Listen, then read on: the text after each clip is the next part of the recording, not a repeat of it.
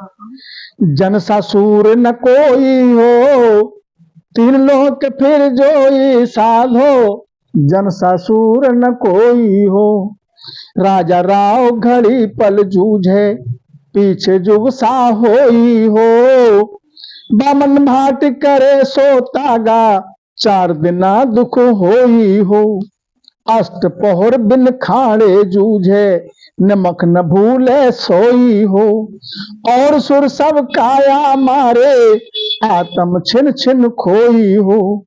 कै सुख राम सूरा नर माही, या समसूर न होई हो।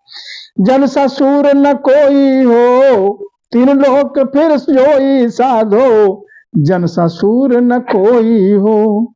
महाराज समझाते हैं जन के समान, जन कौन? जो राम जन है, जो राम भजन में लीन है, जो रामानंदी हैं, राम जी के आनंद में है, उनके समान कोई सूरवीर नहीं है। तीन लोक में फिर के जो लिया देख लिया। उदाहरण दे के महाराज समझाते हैं, जैसे राजा है, राव है, इनमें सूरा अंग होता है। कब? जब युद्ध क्षेत्र में जाते हैं तो युद्ध को फतेह चाहिए, चाहे भले ही या तो शहीद हो जाते हैं और या जीत के लौटते हैं,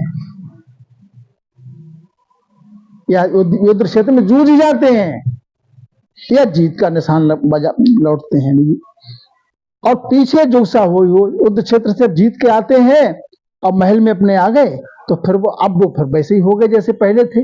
वो सूरा अंग नहीं है। जो युद्ध क्षेत्र में था वो हमेशा नहीं रहता राजा का। ऐसे ही बामन है, किसी के यहाँ देहावसान हो जाता है तो बामन आता है और शोकग्रस्त प्राणी उस परिवार के लिए ऐसा ज्ञान सुनाता है कि उनका शोक जो है, शोक का निवारण हो जाए। वो भी अपने मन को एक दुख प्रकट करता है। तो कब तक का? 4 दिन का। 4 दिन आके उनके लिए कथा सुनाई इस प्रकार से, और फिर वो वैसे ही हो गए। इसी प्रकार से भाट है, भाट महिमा करता है। कब तक करेगा महिमा? जब तक आप उसको दान दक्षिणा देंगे, जब तक। उसके बाद फिर वो तुम्हारी बात महिमा नहीं करेगा, फिर वो संसार जैसा हो जाएगा।